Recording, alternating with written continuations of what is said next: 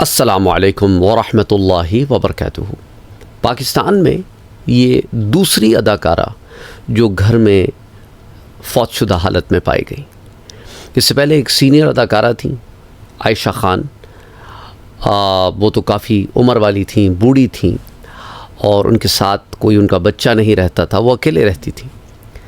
اور اب ریسنٹلی حمیرہ اصغر علی نامی ایک 32 ایئرس کی اداکارہ، اور ان کے گھر میں جانے کا ریزن یہ پیدا ہوا کہ انہوں نے کئی ماہ سے رینٹ نہیں دیا تھا، تو ان کے جو لینڈ لارڈ تھے انہوں نے کورٹ کو اپروچ کیا، اور کورٹ نے لوکل پولیس کو بھیجا، جس میں لوکل پولیس انسپیکٹر جو ہے اس گھر میں داخل ہونے کی کوشش کرتے ہیں۔ پہلے تو کوئی رسپانس نہیں آتا، تو پھر اس کے بعد گھر میں داخل ہونے کی وہ کوشش کرتے ہیں۔ بالکنیز بھی اندر سے بند ہیں، گھر کا دروازہ بھی اندر سے بند ہے۔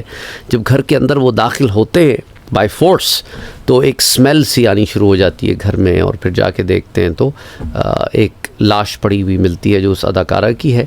تو انہیں لے کے جایا جاتا ہے، اور اس کے بعد پتہ یہ چلتا ہے کہ کم سے کم 2 ہفتے سے وہ فوت تھیں، اور اس کے علاوہ جو ہے چونکہ وہ ڈیکمپوزیشن سٹارٹ ہو گئی ہے باڈی کی، 2 ہفتے میں ہو جاتی ہے، تو اس کی وجہ سے یہ بتانا بغیر مزید ریسرچ کے مشکل ہے کہ کاز آف ڈیتھ کیا رہی ہوگی۔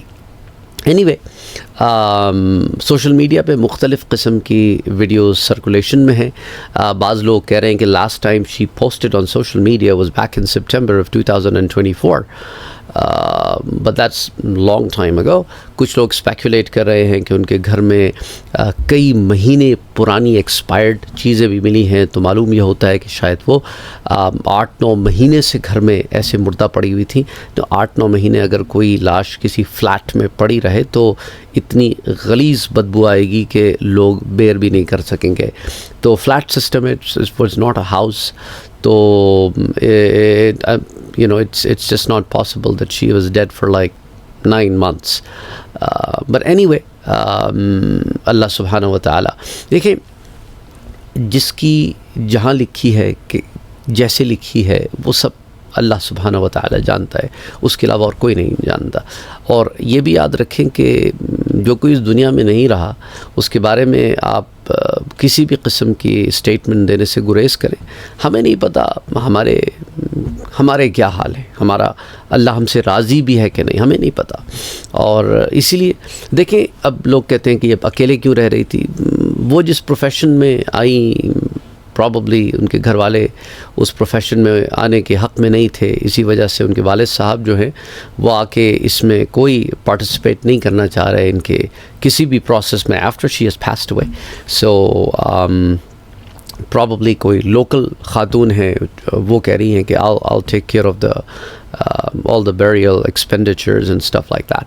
Anyway, ہمیں یہ کوشش کرنی چاہیے کہ ہم ایسے کام نہ کریں جس سے اللہ ناراض ہو۔ کسی کو نہیں پتہ کس نے کب جانا ہے،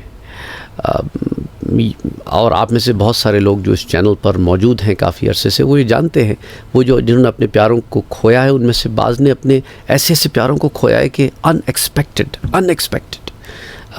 بہت ساری خواتین کے ای میلز آتے ہیں، میسیجز آتے ہیں جن کے شوہر اچانک چلے گئے، کسی کا بھائی اچانک چلا گیا، کسی کا بچہ اچانک چلا گیا، کسی کے والدین اچانک چلے گئے، اٹس جسٹ لائک کسی کی اولاد اچانک چلے گئی۔ اٹس اتنا غم، اتنا درد، جب سے ہم نے برزخ سیریز سٹارٹ کی ہے اس چینل کے اوپر، it's unbelievable the amount of pain and sorrow people are going through on daily basis. ایک غم کے ساتھ زندگی گزار رہے ہیں لوگ، اور ان کی روزمرہ زندگی ہے، اور روز ایسے کیسز میرے سامنے آتے ہیں I can't even explain you in words. بہت سارے لوگوں کی زندگی میں جو کچھ ہو رہا ہے اسے پرائیویٹ رکھتے ہوئے ایک جو ہے آپ لوگوں کو میں ایک انفارمیشن دیتا ہوں، جو ایک جنرل انفارمیشن ہوتی ہے تاکہ کسی کی پرائیویسی انویڈ نہ ہو. But you have no idea. I receive so many messages on daily basis, emails, WhatsApp messages, TikTok, Insta, I mean, you name it. And it's like, I mean, ان کو پڑھتا ہوں میں تو سوچے میرا مینٹل اسٹیٹ کیا رہتا ہوگا. تو it's unbelievable. تو اسی لیے کبھی کبھی لوگ جو اس چیز سے نہیں گزرے ہوتے نا، وہ کبھی ایسے کمنٹس کر دیتے ہیں جو بڑے بے حسی والے کمنٹس ہوتے ہیں. اس چینل پر بھی کبھی کر دیتے ہیں، کبھی آ کے ان لوگوں کی زندگیوں میں ڈیلی بیسس پر وہ ایسے کمنٹس سے گزر رہے ہوتے ہیں. تو پلیز آپ لوگوں سے درخواست ہے کہ اگر کسی کو کسی کا دکھ اور درد اور غم بانٹ نہیں سکتے نا، تو اس میں اضافہ بھی نہ کریں، اسے اور مزید چوٹ نہ پہنچائیں، کسی کی جانے کا کسی کو ذمہ دار نہ ٹھہرائیں. وہ آلریڈی ایک شخص غم میں ہے اور اس پر آپ اور بوجھ ڈال رہے ہیں. ایسا نہ کریں. تو ہمیں کوشش یہی کرنی چاہیے کہ ہم ایسے کاموں سے گریز کریں جس سے اللہ سبحانہ و تعالیٰ ناراض ہوتا ہے، اور وہ کام کریں جس سے اللہ سبحانہ و تعالیٰ راضی ہوتا ہے. اپنی زندگیوں کو اللہ کی رضا میں لگائیں. ہم سب نے گناہ کی، ہم سب روز گناہ کرتے ہیں، جانے انجانے ہم اتنے گناہ کرتے ہیں کہ اگر ہماری پکڑ شروع ہو جائے تو شاید روئے زمین پر ایک انسان بھی نہ بچے. تو اس لیے ہمیں چاہیے کہ جب بھی ہم نماز پڑھیں، نماز سے پڑھ کر استغفر اللہ العظیم کم سے کم 10 دفعہ، 15 دفعہ، 20 دفعہ، جتنی دفعہ آسانی سے کہہ سکتے ہیں کہیں. اور سورۃ الفلق اور سورۃ الناس یہ ضرور پڑھیں. اور اس کے علاوہ میں آپ کو ایک دو باتیں اور بھی بتانا چاہتا ہوں. بعض لوگ بڑے ہنستے بستے ہوتے ہیں، اس چینل سے جڑے ہوتے ہیں یا نہیں بھی جڑے ہوتے، لیکن پھر وہ آتے ہیں کہ سر ہمارے ساتھ یہ ہو گیا، ہمارے ساتھ وہ ہو گیا.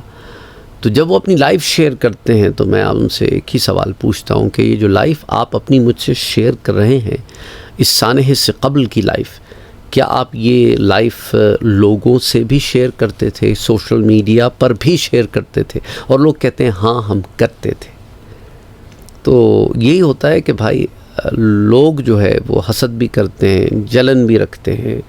ہر کوئی جو آپ کی زندگی میں اچھی چیزیں ہو رہی ہیں ان کو خوشی سے نہیں دیکھ رہا ہوتا، کبھی نظر بھی لگ جاتی ہے.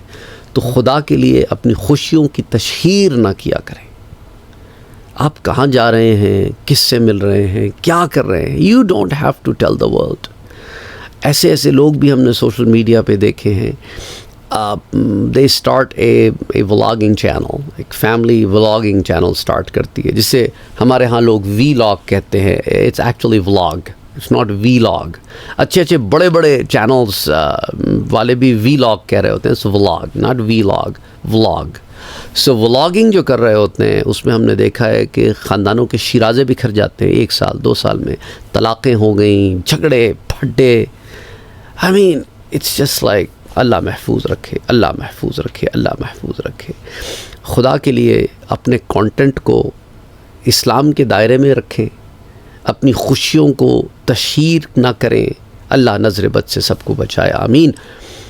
اور کوئی بھی کام کرنے سے پہلے ایک لمحہ ہمیں سوچنا چاہیے کہ جو میں کام کرنے جا رہا ہوں یا میں جو کام کرنے جا رہی ہوں، اس سے میرا رب ناراض تو نہیں ہوگا. کہیں ایسا تو نہیں کہ یہ میری ہوس ہو، یہ میرے نفس کی پکار ہو اور میں اس دھارے میں بہتا چلا جاؤں. اور ہم سب ایسے کام کرتے ہیں، کرتے رہتے ہیں، کر چکے ہیں، جہاں ہم نے نفس کی سنی، اپنی ہوس کی سنی، اپنے رب کی نہیں سنی. تو آئیے مل کے توبہ کرتے ہیں کہ باری تعالیٰ جانے انجانے جو ہم سے گناہ ہوئے، تو جانتا ہے، تو علیم ہے، تو کریم ہے. پر میں جانتا ہوں کہ تو غفار ہے، غفور ہے، تو کریم ہے. باری تعالیٰ تو مجھے معاف کر دے. اے ستار، اے عیبوں کو ڈھانپنے والے، میرے عیبوں کو ڈھانپ دے، مجھے بخش دے. مجھے قیامت کے دن رسوائی سے بچا، مجھے عذاب قبر سے اور عذاب جہنم سے بچا. مجھے جنت الفردوس میں داخل فرما، مجھے حضور کی معیت نصیب فرما، اپنے دیدار سے محروم نہ فرما. حوض کوثر پہ حضور صلی اللہ علیہ وآلہ وسلم کے دست مبارک سے حوض کوثر کا پانی پینے کی توفیق عطا فرما، آمین. اے اللہ، ہمارے جو پیارے گزر گئے انہیں تو بخش دے. ہم جو ہیں اور ہماری آل اولاد، ہمیں تو ہدایت کی زندگی میں رکھ، تو ہم سے راضی رہے. جب لوٹیں تیری طرف تو راضی ہو کہ بے شک ہر ایک نے تیری ہی طرف لوٹنا ہے. اللہم صلی علی محمد وعلی آل محمد.